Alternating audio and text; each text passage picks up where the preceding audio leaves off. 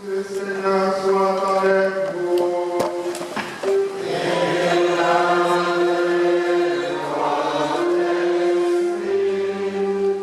Évangile de Jésus-Christ selon saint Matthieu.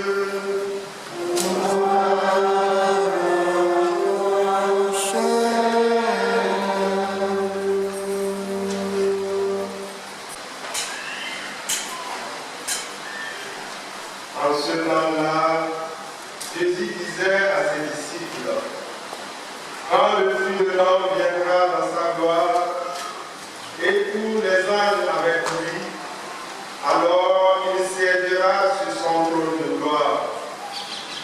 Toutes les nations seront rassemblées devant lui. Il séparera les hommes les uns des autres, comme le berger sépare les brebis des boucs. Il placera les brebis à sa droite et les boucs à sa gauche. Alors le roi dira à ceux qui seront à sa droite, venez les bénis de mon Père, recevez en héritage le royaume préparé pour vous depuis la fondation du monde. Car j'avais faim et vous m'avez donné à manger. J'avais soif, vous m'avez donné à boire. J'étais un étranger et vous m'avez accueilli. J'étais nu et vous m'avez habillé. J'étais malade et vous m'avez visité.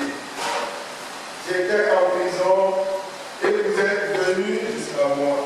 Alors les justes répondront, Seigneur, quand est-ce que nous t'avons vu? Tu avais donc faim et nous t'avons nourri. Tu avais soif et nous t'avons donné à boire. Tu étais un étranger et nous t'avons accueilli. Tu étais nu et nous t'avons habillé. Tu étais malade ou en prison. Quand sommes-nous venus jusqu'à toi? Et le roi leur répondra, Amen, je vous le dis. Chaque fois que vous l'aurez fait à l'un de ces plus petits de mes frères, c'est à moi que vous l'aurez fait.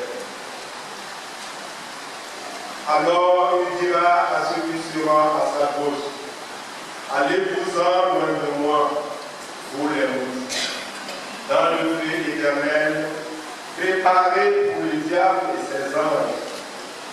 Car j'avais faim et vous ne m'avez pas donné à manger. J'avais soif et vous ne m'avez pas donné à boire. J'étais un étranger et vous ne m'avez pas accueilli. J'étais nu et vous ne m'avez pas habillé. J'étais malade et en prison et vous ne m'avez pas visité.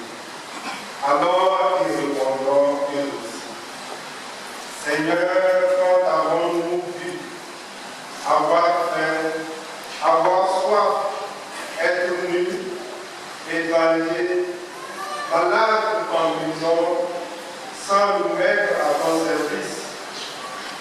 Il leur répondra, Amen, je vous le dis.